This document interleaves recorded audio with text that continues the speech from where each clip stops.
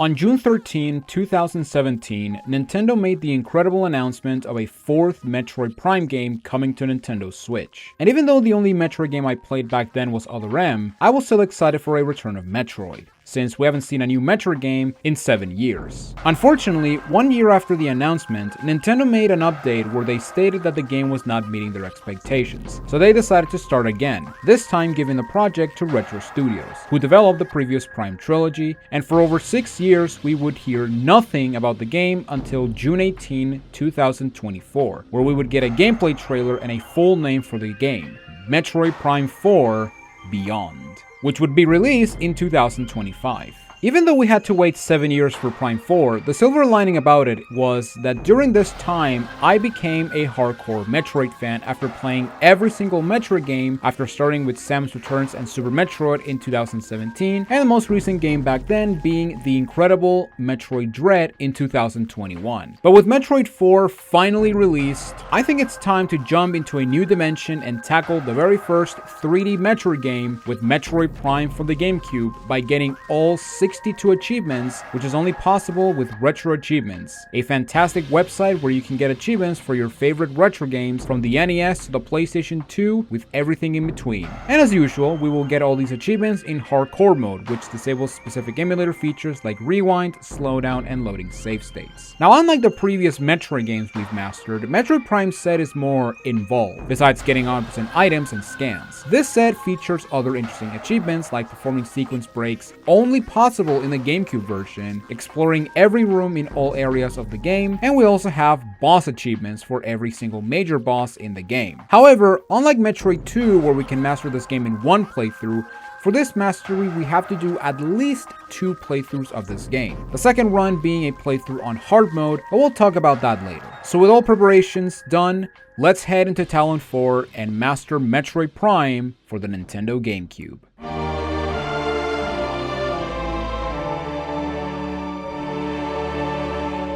Our mission begins with a distress call, as we track it down to a derelict space station orbiting a planet called Tallon 4. And as we have this panoramic shot of the frigate Orpheon, we witness the arrival of Samus Aran in what is by far my favorite intro cutscene of the Metroid series. And as we land on the frigate, we get to learn the controls, which unlike the trilogy or remastered controls, let's just say that going back to GameCube Prime feels very weird. So this game operates with tank controls, where you move with the analog stick and you have to press a button to enable free aim in order to look around, which includes up and down. And as someone who never grew up with a GameCube and specifically played the trilogy version of Prime, I will admit that it felt odd playing this game again, but the more I played it, the more I got used to it, to the point that I can now say that I can play this version no problem, even though the lack of free aim with the Wii mode is very noticeable. But once we adjust the controls, we enter the frigate and see all the carnage around us, as we see giant dead parasites as well as injured space pirates who came to this planet after learning about a powerful substance called Phazon. And as we make our way through the Orpheon, we start adding entries to our logbook by using the scan visor, where you can learn about the world you're exploring and also check information about creatures and lore from the Chozo and the space pirates. And like it said at the beginning, this first playthrough will be a 100% run, where we're going to get all 115 logbook entries, as well as all 99 power-ups and expansions. However, in order to not make this video 3 hours long, I will catalog my first playthrough as I did with previous Metroid Masteries. Once we step into this hallway, we'll see some parasites heading through an air vent where you can morph ball through it and download the map for the frigate,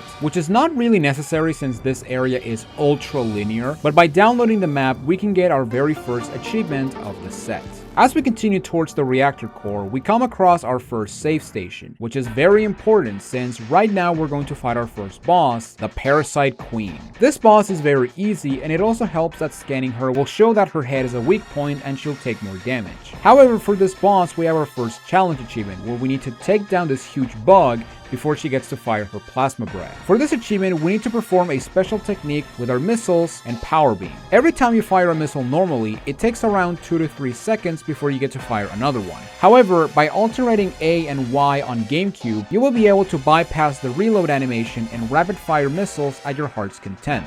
If it decides to work, that is. And you want to spam your missiles as soon as the battle starts. You can scan the queen so you can lock on to her head and deal extra damage, but the time wasted on scanning her will will cause her to spit at you very quickly. So instead, lock in and spam her with missiles and then finish her off with the normal power beam.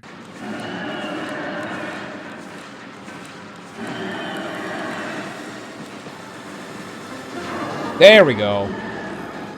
Once we defeat the queen, it overloads the reactor, causing a chain reaction which leads to a classic escape sequence from the Metroid series, where we have 7 minutes to get back to our ship and escape the frigate. And as we escape, we have a small encounter with an old buddy of ours, Ridley. Although, he does look a bit more metallic since the last time we saw him. I guess I should mention real quick that the Prime series take place between the first 2 Metroid games. However, with the exception of Samus Returns, there are no real connections between the 2D games and the Prime games, even though the frigate has a pirate entry that mentions the fall of Zeveth, but that's the only time the Prime games reference the 2D games to some extent. Once we witness the power of a robotic space dragon, we scan this console to enable the elevator, only for an explosion to knock us into the wall, causing us to lose all of our abilities, which, yes, everyone has made fun of, but at least they explain how she loses her abilities instead of not showing it like in Metroid 2 and Super. But once we ride the elevator up, we make it through a vent and arrive back at the landing site where we can reset the game,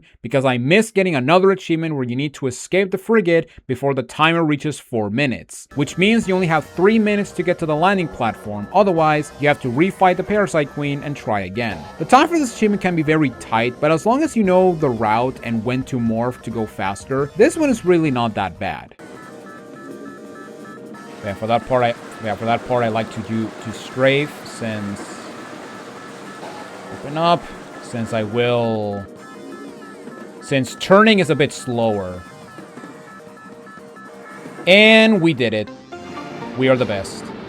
Outrunning the explosions. Once we escape, we chase down Meta Ridley into the surface of Tallon 4. But during our pursuit, we lose track of the space dragon, so we land on Tallon's overworld so that we can scout the planet for the dragon's whereabouts and truly begin our adventure. And so we arrive at the stormy but calm overworld of Tallon 4, where we can immediately get another achievement, this time requiring us to perform the only sequence break in the entire game, so that we can be able to collect an upgrade for Samus incredibly early. In order to perform this sequence break, we have to perform what is called a scan dash, where you have to lock onto this red planet in the distance with the scan visor, and then you want to do a side jump, which you can do normally by jumping left or right while locked into a target. After performing the side jump, let go of L and the analog stick, and you'll do a long jump to the side. You can also do this dash with the combat visor, but for this particular sequence break, we need to use the scan visor. And I guess I should mention real quick that I'm mastering this game using the NTSC 1.0 version of Metroid Prime, which allows you to scan dash, since this was removed in later revisions as well as the PAL version. However, if you're mastering this game with revision 2 or the PAL version, you can perform the same trick, but by logging into this enemy past the door next to the red plant. But you do want to be careful, since moving too far will make you lose the lock, and if you fail the scan dash, you have to go back to the door and lock on the enemy again. But after a couple of missed jumps, we finally get the scan dash to this rock, and we can head through this door and collect the space jump, which instead of allowing us to jump infinitely like in the 2D games, in the Prime series it functions as a double jump. And because we got this ability without the need to boost, we get another achievement. So once we get our new boots, we head through the door to the right of the ship and head into the first major area, the Chozo Ruins. As we arrive, we have a scan that will give us some Chozo lore about the time when the Chozo lived in Tallon 4, but had to leave due to a great poison caused by a meteor that crashed into the planet. And as we explore the main courtyard, we head through the back left door and go through these halls until we arrive at the Hive Totem, where we see a new upgrade, but first we need to prove our worth by killing giant red bees. Okay, sure. This is the Hive Mecha, and the only way to defeat this mechanism is to shoot the red weak spot once all Ram War Wasps are dead. And once you shoot it enough times, the mecha will switch and release more wasps. It should be mentioned that the Ram War Wasps only appear in this fight, so make sure you scan them as well as the mecha before you defeat it. And once we shoot the weak spot 3 times, we will defeat the mech and get missiles, which we can use to destroy these blast doors and get our first energy tank. Back in the Ruin Gallery, we can destroy a secret wall to get missile expansion, and also destroy this blast shield in order to access the map of the ruins so that we can get another achievement.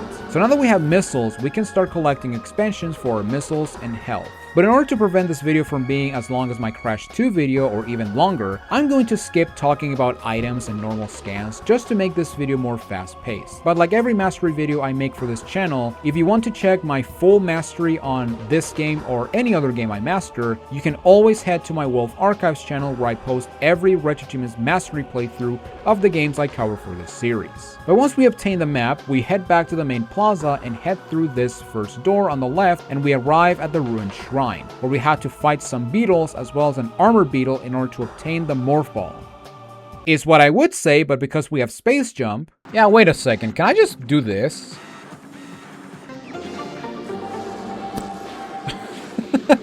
Yeah, it comes to show that I'm not used to having space jump. Oh, but the gate is still here. However, because I didn't want to have the combat music playing all the time, I resetted the game and defeated the armor beetle by strafing and shooting at its butt and grabbing the morphing ball for real. Once we have our ball form, we go back to the main plaza and head through the last door we can go through and go past this large tree and into the gathering hall. Usually, once you arrive at this room, you should go through this door so you can collect the charge beam, which is one of the most important and useful abilities in the game, since it allows you to draw pickups and also allows you to use a super weapon. However, there is an achievement where you have to grab the charge beam after grabbing a future item located in a cold research facility. So because of that, we'll skip the charge beam and head up to the energy core and access the burn dome and fight our next boss, the incinerator drone. This double flamethrower robot works very similar to the Hive Mecha, but instead of killing bees, you need to dodge his flames until his sensor pops up and shoot it until it blows up. And once you do enough damage, it will burn the wasp hive and spawn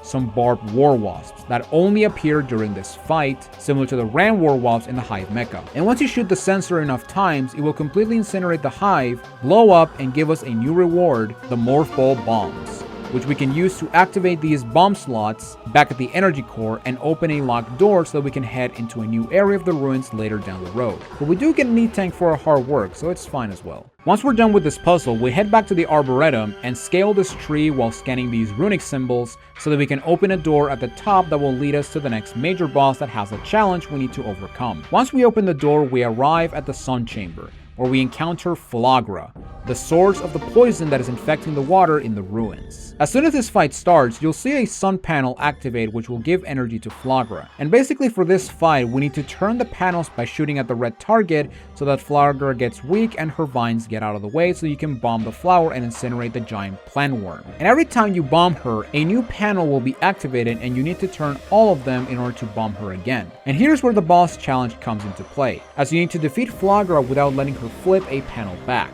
Now this achievement can be tricky at first, but it's really not. All you need to do is shoot her enough until you stun her, and then use missiles to flip the panels instantly. And while she's stunned, strafe to the left or right to the next panel, and you'll be able to flip all panels by the time she snaps back. Rush.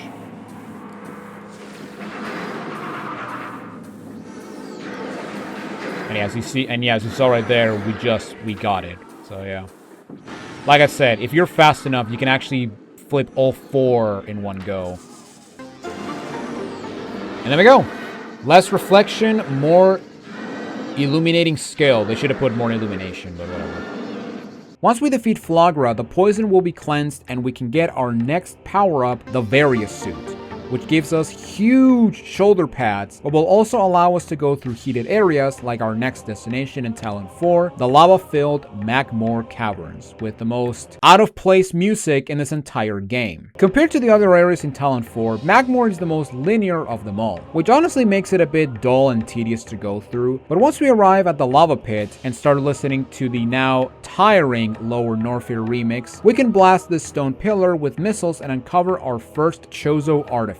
The Chozo artifacts are the main collectibles needed to access the final boss of the game, who has been sealed in the impact crater of the meteor to prevent it from escaping, causing more damage to the planet. However, because we got this specific artifact before obtaining the super missile upgrade, we will get another missable achievement for our efforts. Continuing on, we arrive at the Triclops pit, where we can get an early missile tank by platforming through invisible platforms that you can see once you acquire a future upgrade. But because the platforms are there, you can can just jump on them and collect the missile tank early. After that fun challenge, we continue to the monitor station where we have some turrets that we can climb, and then we can climb the middle structure and head through the door to the west where we can have a morph ball hallway where we can bomb jump to collect an E-tank. Bomb jumping in Prime is not as broken as some of the 2D games, but it does allow you to get starting expansions like this E-tank by timing your bomb placements. And once we collect the tank, we can continue to an elevator and head into the frigid Phendrana drifts. Now this area is pretty cool. No way! And as we try to make it to the top of the Phendrana shorelines, I came to realize something. Wait a minute. I can go and get a wave now. Wait, do I need boost ball? No, I don't. No, I don't need boost ball. Okay, yeah, let me go get a. Let me go get wave beam now. I completely zoned out because, you know, I'm in this mentality that I still don't have space jump. You know? So heading into the Chozo Temple, we make it to the top after failing at basic platforming. We finally arrive and solve this puzzle where we have to find the Chozo head matching the one on this gate, and then head into the Chapel of the Elders, where we have a small encounter with some baby she-goths, which are very easy to kill, especially when we use rapid missiles on them.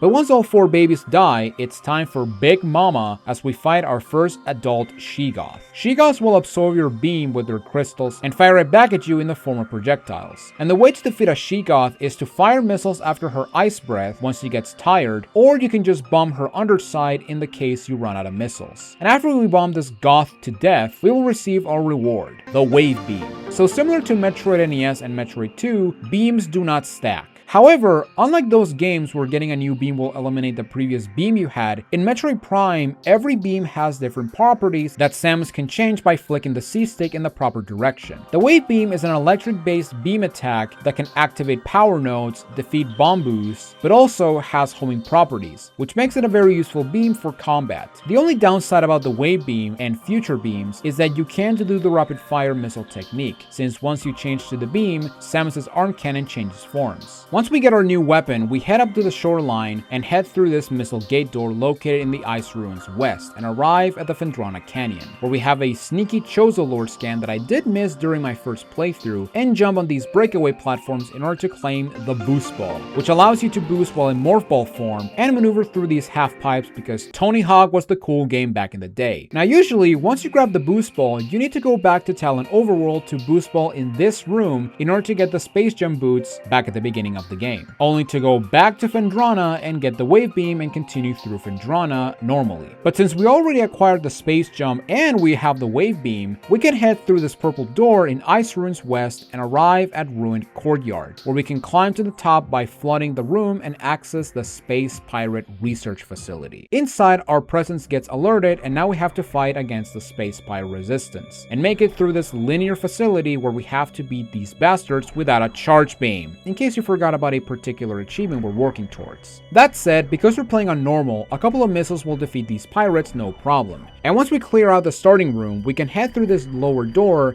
and download the map for Phendrana Drifts and get a new achievement. So this facility is very linear with only one direction to go. And in certain rooms we will encounter some pirate research lore where we can see the different experiments they've been working on by infusing Phazon into themselves and different creatures in Tallon 4. Eventually we will come across the observatory where we can return the power and activate the planetarium where we can get log entries about Tallon 4 and even planet Zebes, which confirms that this is located in the same solar system. And at the top of the observatory we can grab the super missiles, which pack a lot of punch, but can't use them because we need the charge beam in order to fire them, since the way super missiles work in this game, after you charge your beam to the max, you want to press the missile button in order to shoot a super missile. Exiting Research Lab Hydra, we arrive at the control tower, where we engage with the aerial troopers, which are some of the most annoying enemies in the game, and are a pain in the ass to fight. But after dealing with them, we enter Research Lab Ether, and we encounter an old friend.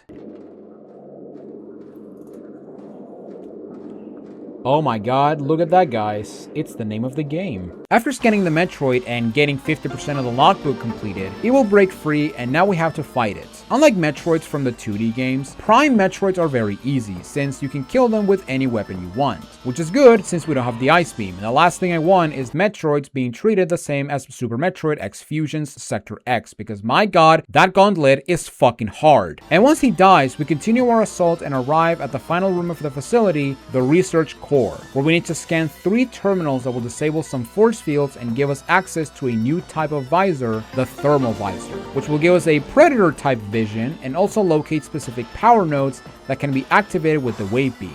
But now that we've collected the Thermal Visor, we now have to backtrack all the way back to the ruined courtyard so that we can fight the next boss and claim the next power-up. Unfortunately, we have 2 problems. We now have to backtrack in the dark. But because the space pirates are now shadow pirates which only do melee attacks, we can either kill them really easy or avoid them no problem. However, the biggest problem is that in order to access the next boss, we need to destroy this metal plate, which requires super missiles, which requires the charge beam in order to fire them. So, once we exit the research facility, we go all the way back to the Chozo ruins until we arrive at the Gathering Hall and go through this door and make it to the Watery Hall. Here we have to scan 4 runic symbols similar to the room before Flagra, and after scanning the 5th runic symbol to open this gate, we can finally get the charge beam. I want to say an hour and 25 minutes later than normal, but hey, at least we get a triple achievement extravaganza, so all is not that bad. And yes, the achievement related to the charge beam requires you to get the charge beam after getting the thermal visor. And now we have to go back to the ruined courtyard, but thankfully I was able to grab some missile tanks and clear out a portion of the ruins so that we can reduce the backtracking during the cleanup. But once we return, we can move on to the next boss, Thardus, a giant rock monster that may look intimidating, but it's piss easy. Thardus has a boss challenge where you need to destroy this hunk of rocks without using the thermal visor. The way Thardus works is that he will have a specific body part as a weak spot, where you need to locate it using the thermal visor, which will later get exposed after shooting it enough times. And then you just have to shoot it until it breaks. And you have to repeat this process 6 more times to defeat this rock pile. However, all body parts that are weak are predetermined. So if you know which rock to shoot, you'll have no problems which body part you need to shoot next. The first rock, for example, will always be his bottom right stone connecting to the foot. And after you destroy it, this is where the fight gets free. After destroying a body part, Thardus will roll into a boulder and try to squish you. But while he prepares for the roll, if you drop morph ball bombs in his path, the explosion will deal enough damage that will uncover the next body part. And because we're playing on normal mode, a single super missile will destroy each weak spot with the exception of the last one, that being the face. Repeat the process every time he boulders up and you'll defeat this hunk of rock and collect the next power-up, the returning Spider Ball, which unlike Metroid 2 can only be used in these magnetic rails. So once we acquire the Spider Ball, we now have to do some classic back and forward as we need to go back to the Chozo ruins in order to collect a weapon that will allow us to open a singular white door. I wish I was kidding, but it's actually true, which is honestly one of my biggest critiques about Prime 1. There's a lot of back and forward, back and forward. So we backtrack to the ruins through Magmore because now that we have Spider Ball, we can open this gate in Sun Tower and go back to Flagra's Arena and encounter a brand new enemy. And here we go, the Chozo Ghosts.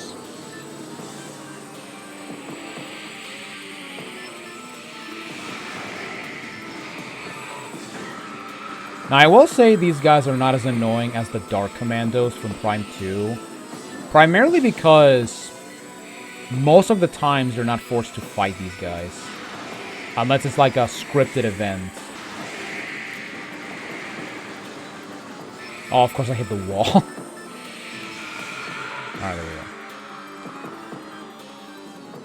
go. So yeah, Chozo Ghosts, at first they're gonna be annoying, but they're really not that hard. Just a super missile and a couple of shots and they're dead, and they're gonna die just like that. But once you kill all of them, we shall obtain our next Chozo artifact. The Artifact of the Wild, the 4th of 12.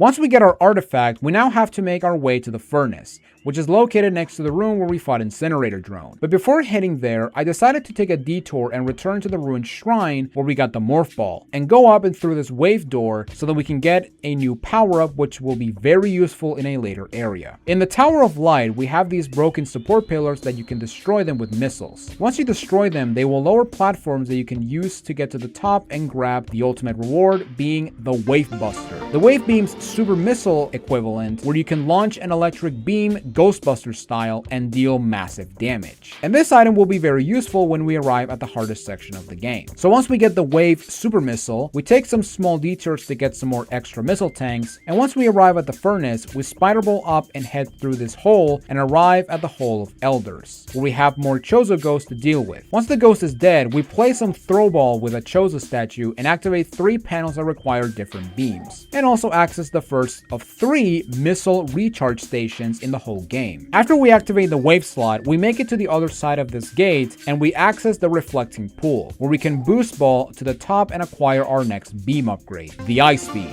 which has a slower shotgun-like fire rate but can help you deal with annoying enemies by freezing them and then crack them with a missile, which is also a very easy way to deal with Metroids now. But now that we have a new cool weapon, we now have to go back to Phendrana and go through the ice door near the second elevator and arrive at a more isolated section of this icy landscape. And as we make it through these cave systems by cracking some stalactites and also Metroids in an icy environment, we slowly walk through the water until we arrive at a gravity chamber and claim the gravity suit, which allows us to walk normally on water and also gives us a better visibility underwater. So once we channel the color of purple into our power suit, we go back to Tallon Overworld and return to the frigate crash site and explore the wreckage of the beginning of the game, where we have some power nodes we need to activate, and you also want to make sure you get the E-tanks and missile tank in this area because backtracking for them is a pain in the ass. But consider the fact that this is only a connection area between Tallon and the next area we have to go. I actually kind of wish that we actually had more of the crashed frigate. Also, this music,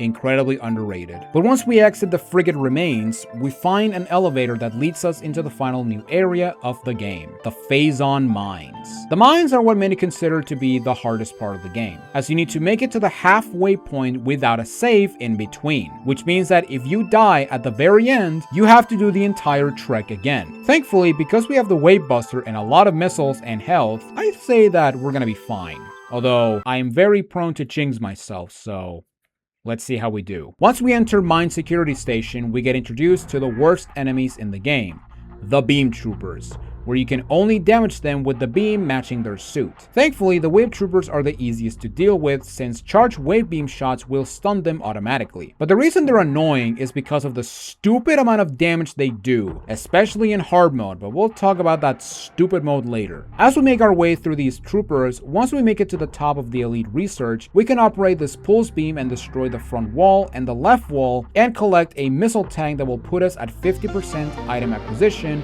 which will give us an achievement. After that, we arrive at the ore processing, where we need to operate this giant cylinders so that the spiderball tracks connect to the upper floors. So check the holograms to see if the path align. Taking the elevator down, we end up in the Elite Control, where we have to fight our first Elite Pirate. And this guy is our sort of tutorial for the main boss of this place. When he tells you to talk to the hand, he will absorb your beam and fire it back with his mounted cannon, similar to the She-Goth. But as long as you super missile them when they do the shockwave attack, these guys are an absolute cakewalk. Once he dies, we encounter the Ice Troopers, which you can kill with missiles after you freeze them, which is a thing only in the GameCube version, since Trilogy and Remastered made every trooper with the exception of Power Beam Troopers impervious to missiles, which is very, very stupid. But here we also get my favorite pirate research log in the entire game, where we see that the space pirates are trying to reverse engineer Samus's weapons so that they can actually use the weapons against her, including the Morph Ball, which ended up mangling every test subject to the point that they decided to scratch it off the list, which, seeing the fact that these guys are not only just threatening but also incredibly stupid, makes it even more funny. Continuing on, we get to the Central Dynamo, which has a cloaked sentry bot that will most definitely end your run if you're not prepared for him. However, thankfully for us, we have the Wave Buster.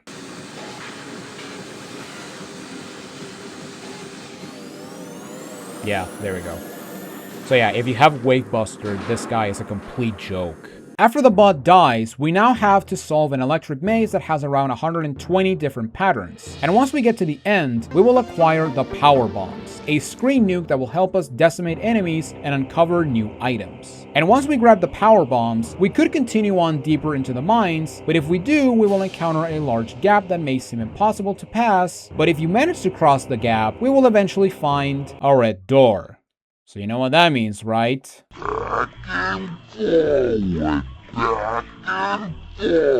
However, as we head back, we download the map to the mines, and later we take a pit stop at the ore processing since we now can reach the top floor. And here we can grab another new ability, the grapple beam, which we can use on these grapple points to swing across large gaps. And once we scan the grapple point after acquiring the grapple beam, we will get an achievement for filling up the research tab in the logbook. So once we exit the mines, we now have to get 2 more items before returning. The first one is in Tallon, and as we ride the elevator back, we scale the Great Tree Hall and use power bombs to access the Life Grove and claim the final visor, the X-ray visor, which will allow Samus to see invisible objects, hazards, and also fake walls. And once we break the fake wall with a power bomb, we can bomb this metal plate in this pool and uncover the artifact of Chozo, as well as spawning some Chozo ghosts. Thankfully, with the X-ray visor, these guys are now a pushover and we can easily track them when they dash around, and we can eliminate them easy with a super missile and a charged beam. So once we claim the visor and artifact, we now head to the Triclops pit in Magmore and do some platforming and spider ball maneuvers, which is honestly one of the best implementations of spider ball. And once we get to the end, we can open this door and we can get our final beam upgrade,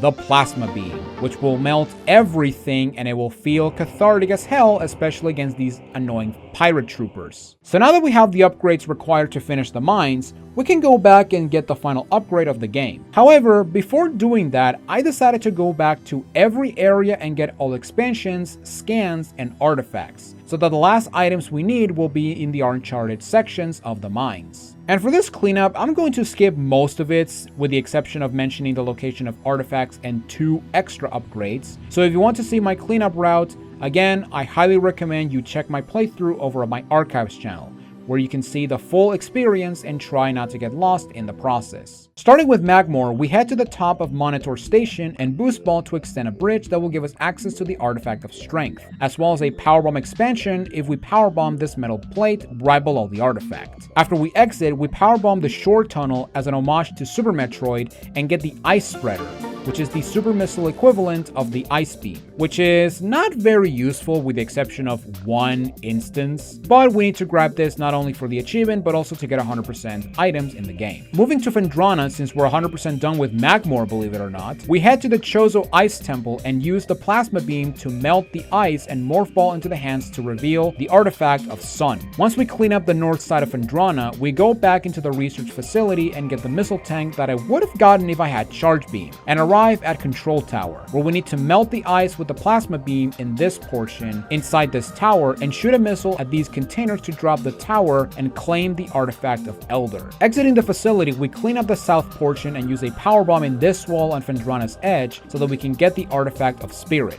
And once we get the remaining items, we return to Thardus' arena and grapple to this platform in order to get the last item in Phendrana, but also get the achievement of entering every single room in Phendrana Drifts. And as a bonus, I return to Magmore from the second elevator in Phendrana and enter the 2 last rooms and get the Magmore Exploration achievement. Back on Tallon, we clear out Root Cave and head into Chozo Ruins, our first destination being Tower of Light, which is the same room we got the Wave Buster. And here we can go into the water and claim the artifact of Life Giver. After cleaning up the rest of the ruins, including the last powerbomb expansion and the hardest missile tank in the game, because Samus cannot look up for the life of her.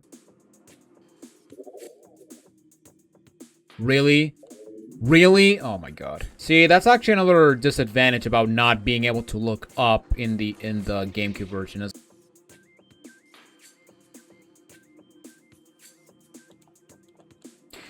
Oh my god, I didn't jump. Are you serious? Why? Why is this the hardest missile tank in the game? Oh, thank god. Yeah, like the icon didn't light up as it usually does. Like, why? We return to the Hall of Elders and use the plasma slot to uncover the final room of the ruins for the achievement, as well as the Artifact of World.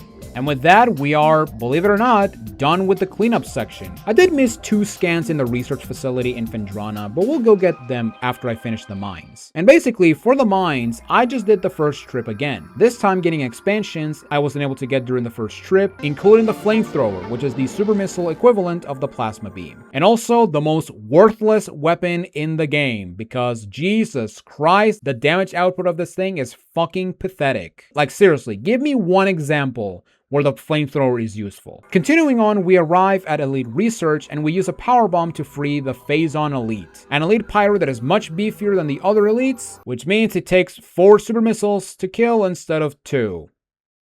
Riveting. But after we kill him, he will drop the next artifact, the Artifact of Warrior. Once we grab that, we return to Central Dynamo and continue on with the mines, where we arrive at a Metroid quarantine area where we can give the pirates a taste of their own greedy medicine when it comes to Metroid breeding. And as we go deeper into the mines, we have to avoid more Phazon and get teased by an artifact that is surrounded by Phazon. And just as a quick warning, don't try to get the artifact now, you're going to die.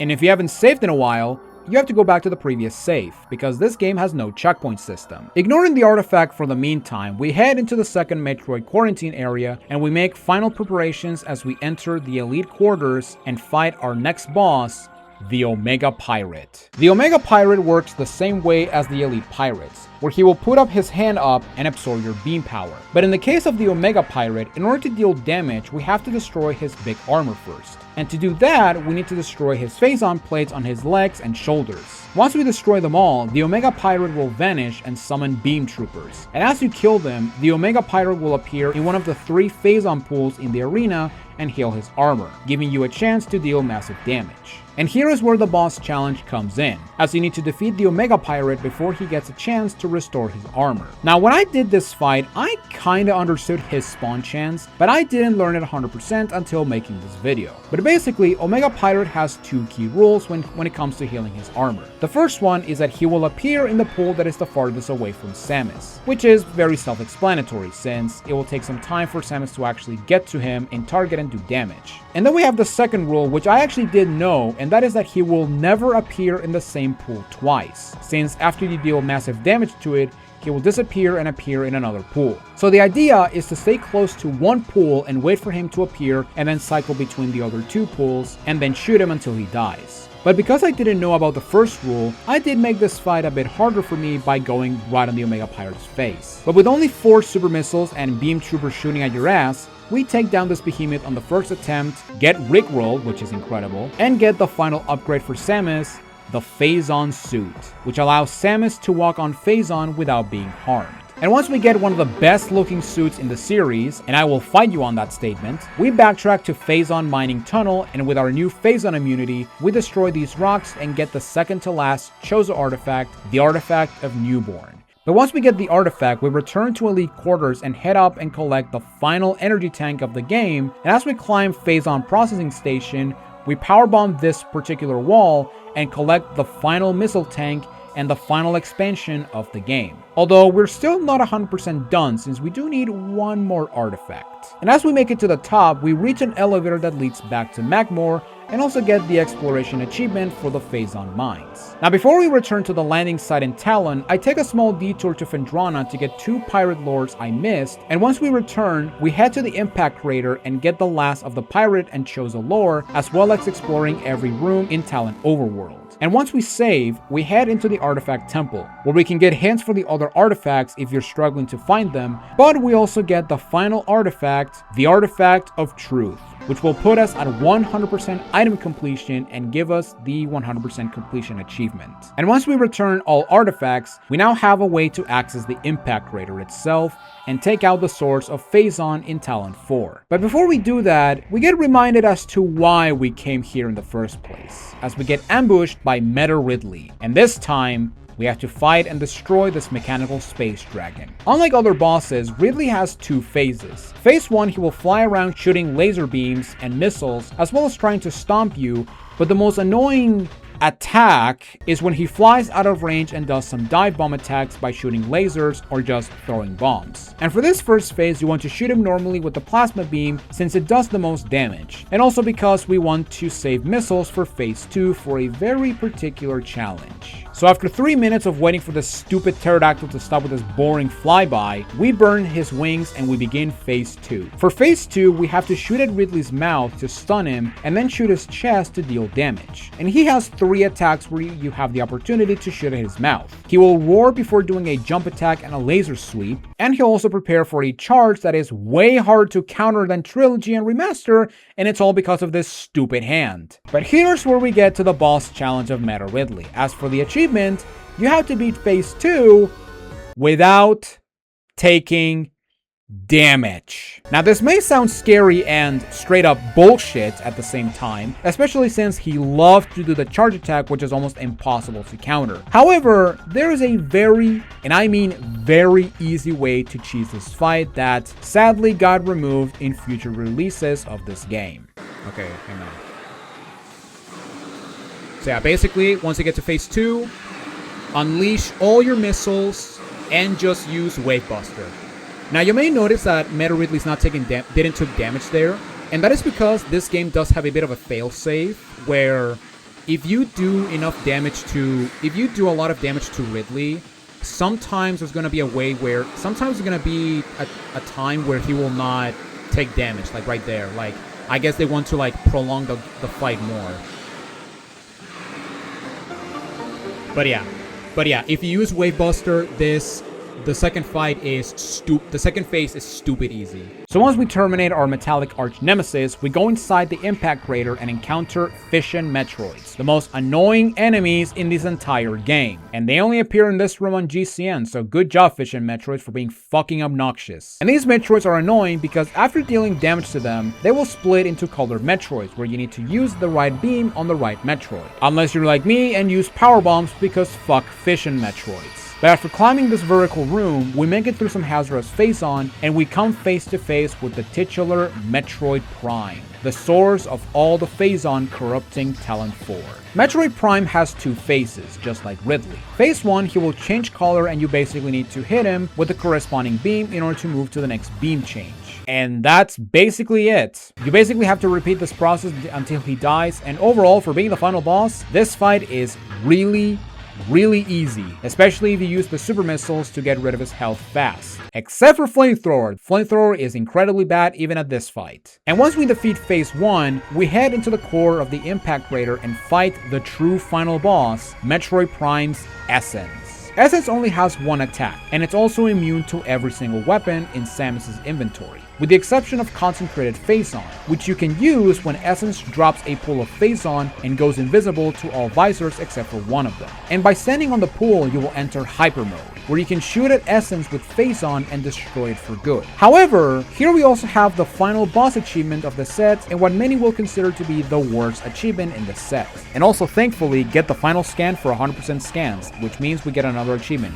Thank God, because I was worried about the scan achievement more than anything. And basically, for Essence achievement, we need to defeat Essence with only 3 phase changes. So every time Essence makes a phase-on pool, that will count as a phase change, and you need to make sure you defeat her in only 3 cycles. However, there is only one tiny problem. Normally, it takes 4 changes to kill Essence. So what we need to do for this fight is to employ a speedrun strategy known as pool canceling. Now, to try not to confuse this explanation, there is a fantastic video by Eric Seastead which is featured in the comments of the achievement that explains in detail about the pool canceling strategy. But TLDW, you have to enter and exit the pool at a particular rhythm so that the phase-on pool lasts longer. You also have to keep the position of Essence in mind, because if she's close to the corpse of the exoskeleton, she will change phase but will not drop a pool. And if she does this, you basically fail the achievement and you have to start over. If this was the required way of beating Essence and get this achievement, there would be a high chance I would have skipped this mastery, because not only you need to pull the pool canceling technique 3 times in a row, but if you fail by either not canceling right or Essence phase changing without dropping a pool, you have to try the fight again, which means that you have to beat phase 1 of Metroid Prime every time if you want another attempt. Now yes, You could disable hardcore mode and practice with save states, but I will try to avoid turning off hardcore mode unless I need to practice for a bullshit section of a set that requires trial and error. So I mastered this game back in February of this year. And after spending almost an hour with the pull cancelling method, I look at the comments to see if there was another way. And that's when a user by the name of Bobby the Great 34 came up with a more consistent strategy that is much easier to pull off. Basically, you want to wait for Essence to drop the pool, and then once you enter hyper mode, tap the A button 15 times between 1-second intervals. A good visual aid is when Essence gets out of her damage animation. After the 15th shot, press the A button a 16th time, but this time hold the button to drain the rest of the pool and deal extra damage. And basically, you want to repeat the process 2 more times, and as long as Metroid Prime doesn't change phase without dropping a pool, you will get this achievement in a much easier way.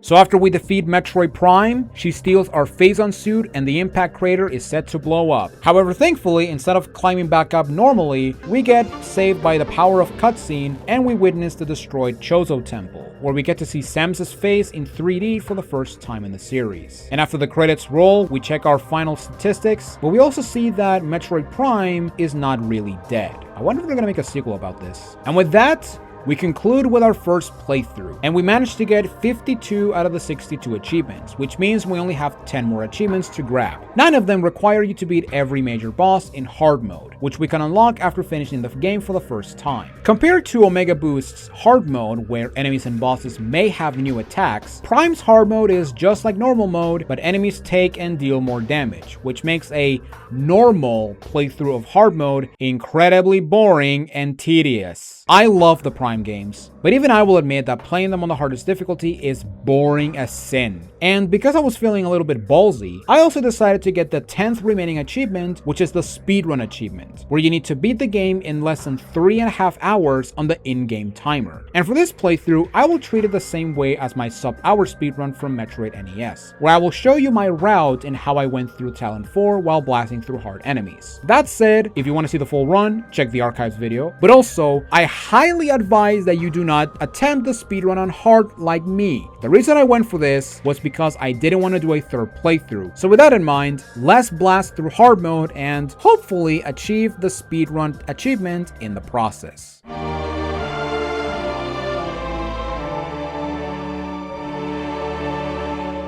Do the frigate section normally and kill Parasite Queen for the first hard achievement, and then escape the frigate to get to Tallon 4. Once we arrive at Tallon Overworld, I decided to get Space Jump so that I skip backtracking after collecting Boost Ball. Once we get our double jump, go to Chozo Ruins for missiles and destroy the Hive Totem. Return to the main plaza and head through the missile door and skip the beetle encounter with Space Jump and collect the Morph Ball. Instead of getting Charge Beam, I decided to go for bombs, since with bombs we can get an extra missile tank in the room after getting Charge Beam. Defeat Incinerator Drone and collect the bombs, and then collect Charge Beam after scanning all full runic symbols. Climb the tree while scanning the symbols to open the way to Flagra and kill her normally, and obtain Various Suit. Once we head into Magmore, we destroy the stone pillar to collect the Artifact of Nature, and then continue through the caverns until we arrive at Phendrana, where we can defeat Mama Sheegoth and collect the Wave Beam. After that, we climb to the top and head into the cannon and collect Boost Ball. And because we already have Space Jump, we can head directly into the Space Pirate Facility, and the second worst part of the game, where we have to blast through pirates that takes so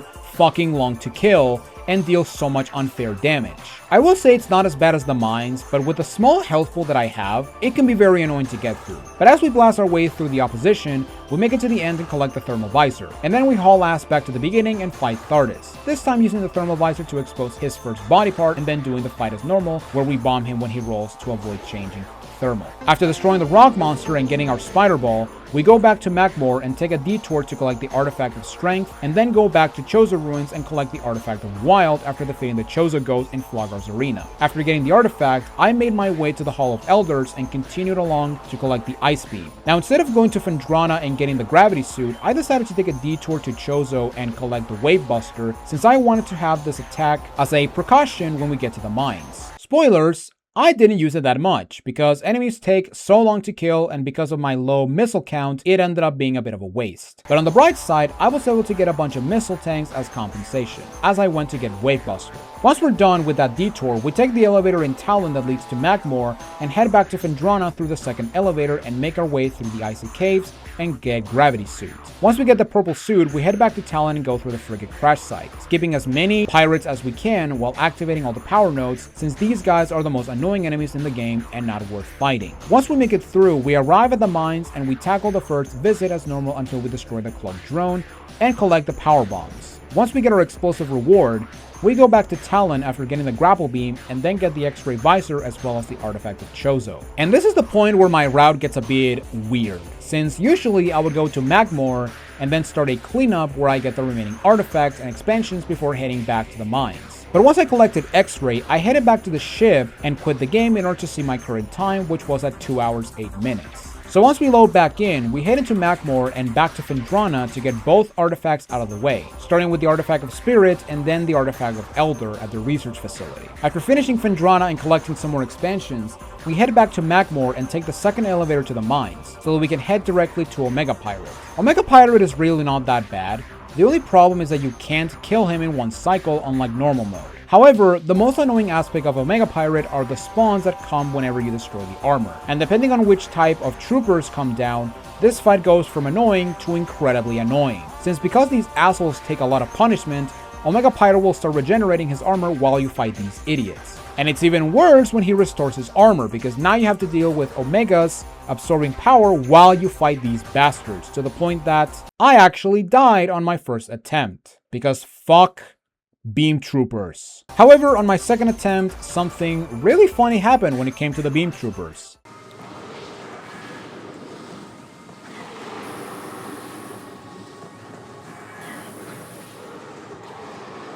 Wow, he killed his own minions. I did not even know he could do that. That's amazing. Okay, this might actually salvage it.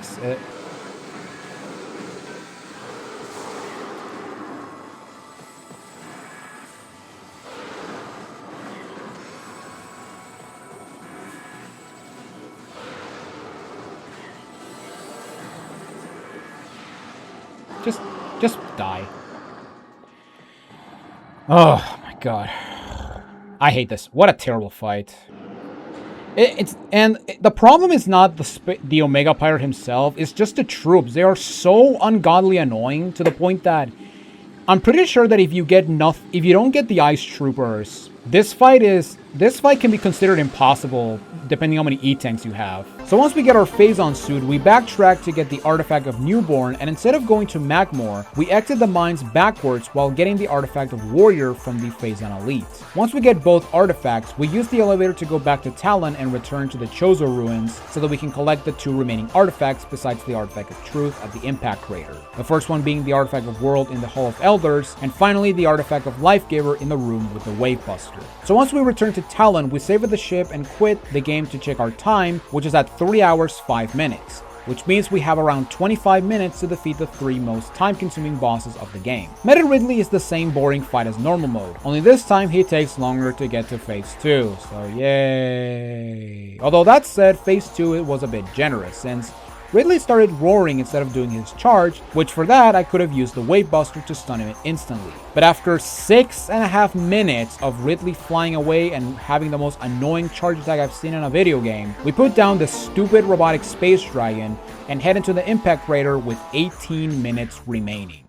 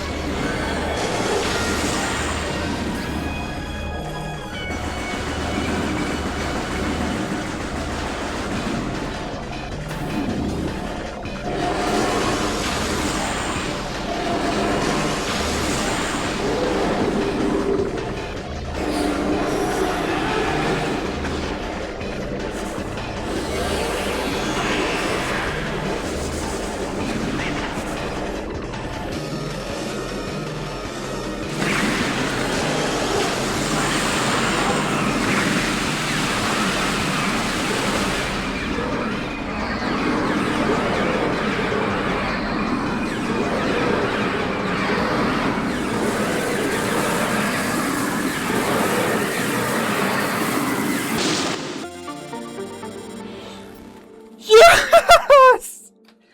3 hours, 28 minutes. Oh my god, thank you. Time. Oh my god, I did it! I did it! I fucking did it! Oh my god, that was so stressful.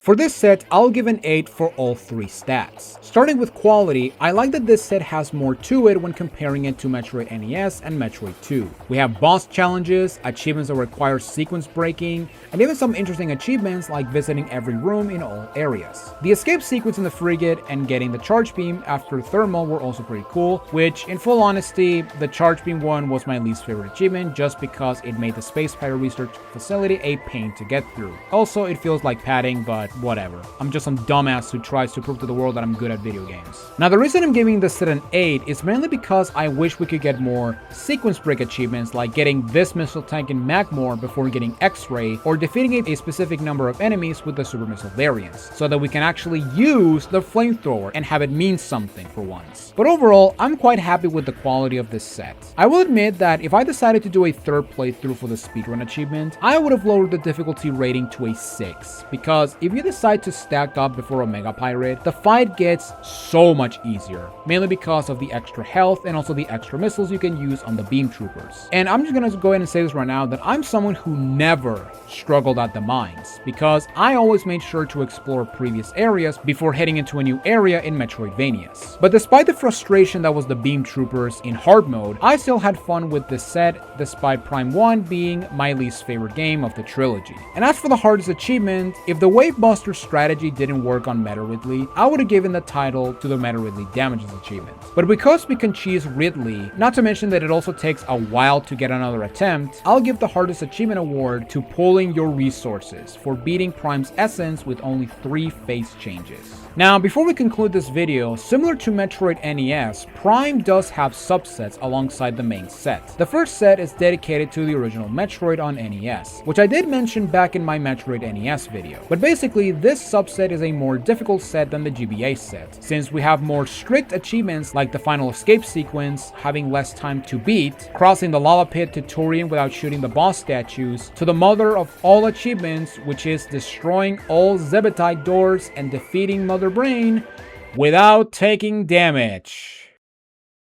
The second subset is focused on beating the game with a low % requirement, where you need to beat the game with this rule set glitchless, but also while performing some glitches, and like I mentioned during my subset explanation in the Metroid NES video, I don't like to perform glitches, unless they are really easy to perform and are fun to exploit. But similar to the bonus subset from NES Metroid, this is a subset that I will leave for the experts for them to master. Even though I didn't follow this game's development, I still find it crazy that this game was being criticized by people saying that Metroid would become your typical FPS game, only for all the negativity to go away once the game was released. But despite the fact that this game made a huge impact on the industry, I will say that this is still my least favorite Prime game. I really hate the video game aspects of the world, and it feels very forced, especially when it comes to the shoot this thing with a proper beam so that you can actually interact with it or defeat the enemy, which I honestly think that it's a bit of padding. And besides that, compared to Prime 2 and 3, I just find the game very dull, especially considering that there's a lot of back and forward that just becomes a bit of padding. Now, yes, back and forward is a thing about Metroid, and I will not deny that there are games that are even worse, but I understand that this game is the first game of the series, but at the same time, going back to this game is something that I'm not looking forward to, especially if going back to hardest difficulties, because I hate this game on the hardest difficulty, to the point that it might be my least favorite game when it comes to the hardest difficulty. But besides that, I do still enjoy the good things this game does right. And with Prime 4 finally out, I just hope that we don't have to wait 8 more years for the next Prime installment. Big thanks to Mystical One and Gal416 for making this set. But now, if you'll excuse me, it's time to have my date with Destiny.